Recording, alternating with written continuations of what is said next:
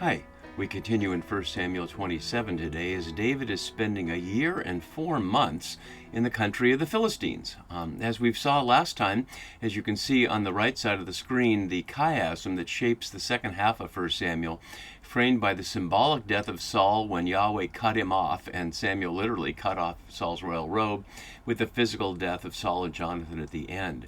And here we are now in this little purple section. David among the Philistines is a vassal of King Achish, parallel to when he fled to King Achish back in chapter 21 and played the madman to get out of there when they recognized him, were afraid of him. And one of the curious aspects of the characterization, as we saw last time and we'll continue to see today, is how Achish seems completely clueless about who David is or what he's doing, when David repeatedly either misleads Achish or lies to him directly, as we'll see today. So one of the aspects of the characterization of Achish comes out when we see how the authors or the editors have structured this section parallel to the previous section in this sandwich form. Whereas we saw last time, David and Abigail, after the Nabal situation, was at the center of two situations with David and Saul, focused on David's insistence that there be no harm to Yahweh's anointed.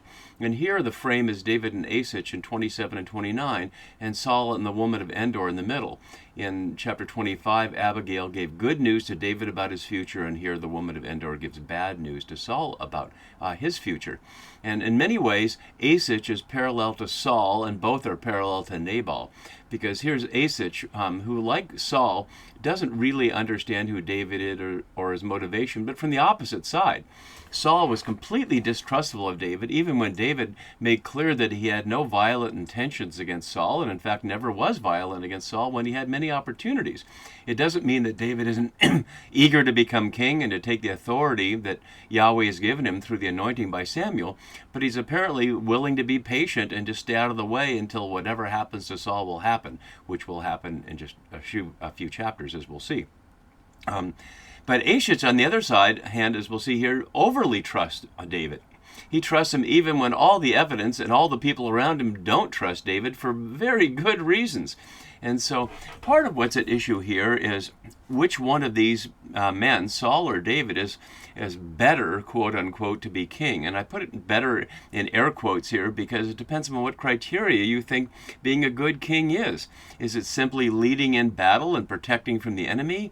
Or is it putting a cloak of legitimacy over it, that Yahweh is all on your side? Or is it raising up the person of the king into a glorious figure that gives honor to the nation in monuments, etc., throughout history? And different cultures have different expressions for that.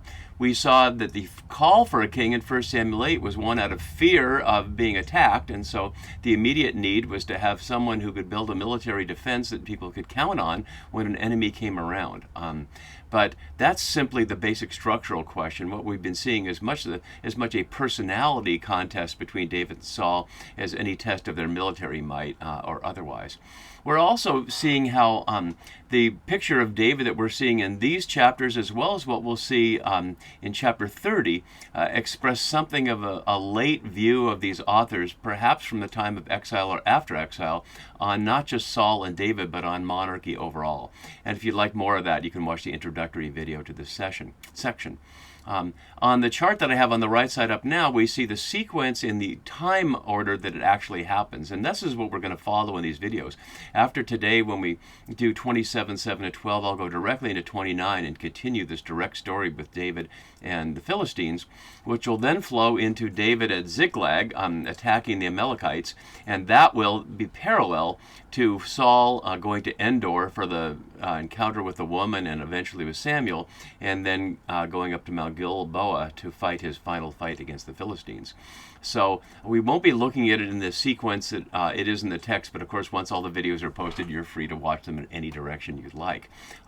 There aren't a lot of key words in this chapter. As I noted last time, we saw in the very beginning the key theme was escape, repeated 3 times, but now it's about settling. And that's not only on the mind of the narrators we'll see here, it's also going to be on the mind of Achish on the other side of the chiasm, really slightly outside the chiasm. So let's put up the chiasm here for verse 7 to 11 that is in the bottom left, but we can see it better here, where it's framed by, at the beginning, the length of time that David lived in the country of the Philistines, an unusually specific time. We'll look at that more in a minute. And framed on the other side with a generic, all the time he lived in the country of the Philistines. And then in verse 8, we see what the narrator tells us the places that David actually raided. But in verse 10, we'll hear the places that David told Achish he raided, which are not the same at all. And the center is verse 9, which will have echoes back to chapter 15 in 1 Samuel, but also back to Genesis 12:16, as we'll see, when Abraham went to Egypt and put up Sarai to Pharaoh and came out with oxen, sheep, and Hagar, among other things. So a lot of interesting parallels going on here. I was noting in the introductory video, I presented a chart that's posted at the radicalbible.net webpage of the detailed connections between each verse in chapter 28 here and the echoes of earlier parts of 1 Samuel all the way through. And I noted then that I could probably have done the same thing for these chapters, and that's certainly true here. But what I want to highlight now is not just the how chapter 27 echoes various parts of 1 Samuel, but how it echoes specifically chapter 15, which is key here. And will be key throughout. It'll be key in chapter 28 when Samuel speaks about Saul's failure to destroy the Amalekites, and it'll also come up in chapter 30 when the Amalekites burned down Ziklag, David's city that Achish just given him. We can see in verse 6 here, and then recovers it all. So the Amalekites are in the background as they were in chapter 15. And you can note from the color-coded elements here how many pieces in our current 6 verses are parallel to chapter 15, including the mention of otherwise completely obscure places that to this day we're not sure where they are. Places like Telim or Shur, or some of these that are not highlighted because they're not repeated. But a number of things are parallel, and we'll look at those along the way. But plainly what's being contrasted here is Samuel's command to Saul, which Saul does not carry out, and David here, who's doing this completely on his own, although we'll see in chapter 30 that he consults Yahweh to know what to do about Ziklag there. But here there's no sense of consultation. David is just simply doing this here. So we have all those elements of our story here. And I want to put up the atlas as we go, because a lot of this will have to do with location of what David says and what the narrator tells us David did and what David says to Achish. So let's jump right in. So the length of time that David lived in the country of the Philistines is 1 year and 4 months. Literally, it's the number of days, a phrase used only previously in relation to Samuel and the Philistines back there in 6:4 and 18. It'll be used one other time in 2 Samuel. But it also highlights at the other side of the chiasm that Achish's trust that David will stay with him forever is an illusion. So if we've read ahead, we already know the narrator is telling us that David's going to be there for an extended period of time, more than a year, but not very long in the scheme of things. Certainly not the forever that Achish imagines at the end of our scene here. The phrase for 1 year and 4 months is oddly specific, and I won't get into the Hebrew details of it. It could be expressed some other way. It's not 100% clear, and it's not clear what 16 months has any particular symbolic value. So the authors had some reason, but it's hard to get back to it now. So now we get the narrator's description of what he does. And as Joel Baden notes below, David's new career raiding Judah. But is that exactly what's going on? Maybe Baden, who's an excellent reader, isn't quite reading this exactly right either. My note below further goes on, and this also from Baden, what could be captured in a raid was probably hardly enough to justify the expense of mounting the expedition in the first place. David's raids were, as such minor attacks usually are, less about tangible reward and more about the intangible message they send. The ability to enter Judah unopposed and to leave without being pursued sent a clear signal of regional dominance. But again, I want to question whether the places that the narrator tells us David raided are actually in Judah, in contrast with what we'll see him tell Achish. So let me move it down here a little bit so we can see both of those at the same time. So you can see these places the narrator tells us, and we have to trust the narrator on it. But when Achish asks, David tells him these places, which are plainly in the south of Judah down here. But are these places? Notice the narrator highlights on the way to Shur and onto the land of Egypt. Shur is not on this particular atlas, but we're talking about this area down here. And notice that he made raids on the Amalekites who are in this region down here. So it's much more likely that he was staying in the borderline of Philistia country here, but he wouldn't want to be saying that to Achish. His place is Ziklag here, so whereas Achish is up here in Gath. David humbly suggests he didn't deserve to be in a royal city, but plainly what he was doing was setting himself up to engage in all kinds of raids in this area. Whether he's sending a message or getting booty isn't 100% clear yet, but away from the eyes and ears of Achish and his team. And that will come up in chapter 29, not around the places, but the eyes and ears of his team being suspicious of David. So it says he made raids here, literally marauding foray. The Hebrew word pushed there will make a wordplay we'll see in a little basis. My note below notes that he is a base of operations from which to establish a position combining Nabal's wealth and Achish's protection. So he's working his way into the situation. The Geshurites are understood to be a Philistine tribe and will be the ancestors of Absalom. His grandfather is a Geshurite, so we'll see that connection later. The Girzites are only here and not otherwise known, so they're not on the map and we don't know anything about them.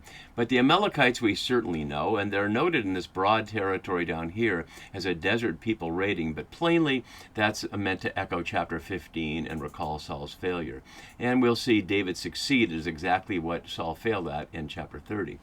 Then the narrator goes on to a strange little description. For these were the landed settlements, omitting a behold here, which is an odd place for a behold. This doesn't seem like one of those, take notice here, suddenly notice, unless it's trying to draw our attention to the fact that these are not the same places that David will say in 2 verses that he was actually going to. The phrase for landed settlements here, Ishvo ha'eretz asher me'olam, suggests the settled land for all time, or the land which is from of old, according to Samura. So not suggesting its future settlement, but that it's been settled for a long time. So these old settlements are the ones that David is going after from Telam, only here in the Masoretic text, but spelled slightly differently in 15:4, and hence the parallel I was suggesting here, where Saul summoned the people and numbered them in Telam and 200,000 foot soldiers. Notice how that will echo the hundreds of thousands of soldiers of the Philistines in chapter 29, but that's outside this particular graph here. So returning to our atlas, on the way to Shur down this way and on to the land of Egypt. So suggesting that David's whole pattern from Ziklag is down this way, contrary to what Baden is suggesting that he's somehow going into this territory, although the purple and the orange contrast here are much more overly defined than actual boundaries would have been in the ancient world. But the mention of Egypt here draws a number of echoes as a memory of Egypt in the Exodus story, but also memories in Genesis, as we'll see. Because this phrase here that in the next verse, that David struck the land, leaving neither man nor woman alive, but took away the sheep, the oxen, the donkeys, the camels, and the clothing, and came back to Achish, not only echoes chapter 15, as you can see here, what Samuel told Saul to do, but Saul didn't do, that he spared those things. David has not been told to do anything here. He kills the people, but leaves all the animals alive, whereas Samuel told Saul to kill the people and all the animals, and then famously protested after Saul said he did it, "What is this bleating of sheep I hear, and the lowing of cattle in my ears?" So the highlighting of Egypt recalls that, but it also recalls, curiously, Abraham and Sarah in Egypt. We can see that here in Genesis 12:16. Here, and so for her sake, Sarah's sake, Pharaoh dealt well with Abram, and he had sheep, oxen, male donkeys, male and female slaves, female donkeys, and camels. It's not the exact same list, but it's pretty darn close to what is here. Clothing is added, and the slaves are not added, but it's certainly echoing both the Genesis story and the Amalek story in chapter 15. So what is that suggesting? It's one of a couple of echoes of the first part of the Abraham cycle here in in the Samuel story. And as I've been noting throughout this series on 1 Samuel, there are many, many connections between Genesis and the books of Samuel. We'll see many more in 2 Samuel, and perhaps we'll see how the whole story of the fall of David's David's house is parallel to the story of Jacob's family, but that's a few chapters down the line.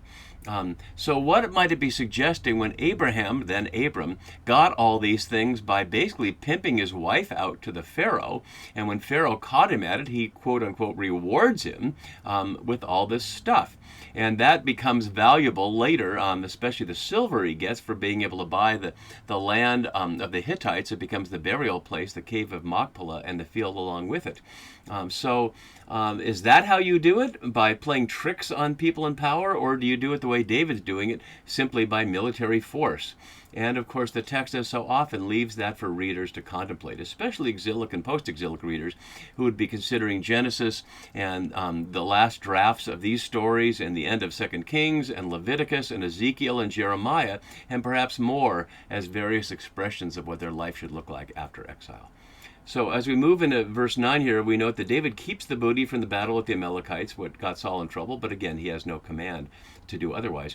And curiously, it says he struck the land itself. Notice he's not naming any specific land, but he's striking the land. What would that exactly mean? It's not clear. It doesn't say he's burning something or that he's killing animals. In fact, it says he kept the animals. But whatever that literally means to strike the land, leaving neither man nor woman alive. And we have to wonder a little bit about how this is put. Are any of David's people hit? He has 600 men. We don't know how big these places are. The Amalekites certainly seem to be a large group, and they will be successful in burning down Ziklag in just another chapter or two. But David seems unharmed in this whole process, and yet everybody else is destroyed. Notice it doesn't highlight the parallel, as we saw here, about killing the children, the infants. And why does he leave neither man nor woman alive? Well, we'll find out in just a verse or two. So he took away the sheep, the oxen, the donkeys, and the camels. Again, as I noted, Genesis 12:16. Only 2 passages in Job has the same combination of those animals. So it's certainly meant to be a parallel here, as we'll see. And then came back to end the clothing. I should add the clothing beged, which is usually the word for more fancy clothing, and it's used to disguise ID, and that'll be part of something that we already saw with David earlier in chapter 21, not with clothing, but with the spittle running down his face, that David is a master of disguise. And he's certainly a master of disguise here, playing that he's working for the Philistines, because here's what he then tells him. My note below highlights that Achish clearly does not disapprove of David's raids, which are described vaguely and contrary to the narrator's description, and maybe not so vaguely once we look more closely. As Diana Edelman notes, Achish should easily have been able to discover the falsity of David's claim that he had made raids against Israelite territories and groups simply by looking at the evidence supplied by the clothing that was part of the booty. That is, that there are no distinctly Israelite clothes there, which is highlighting the clothing here, that whatever clothing they found, Achish should recognize what ethnicity it is. And so Achish asked, and notice this is a summary from time to time. This isn't a specific event. This is just a general summary of during the time when David was there. Achish would ask, against whom have you made a raid today? And David would offer one of these things. And this is where we can have the map back up. Against the Negev of Judah, Negev simply meaning south. And as Samora notes, that we can read this as 2 places or 3, which is to say the Negev of Judah, the south of Judah, which is to say the Negev of the Jerahmeelites here, or against the Negev of the Kenites here, although those places are not so specific. They're on here in the map, but we really don't know.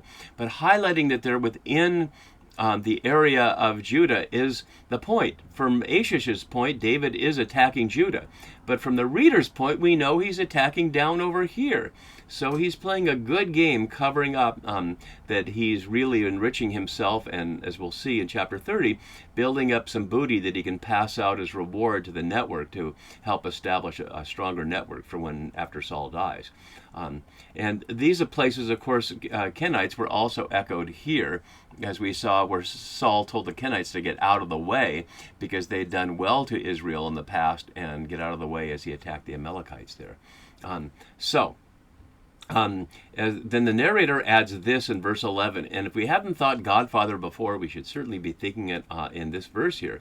Wiping at all the witnesses, as my note says, clearly a Godfather, no longer a Robin Hood, although he'll appear more like a Robin Hood in chapter 30.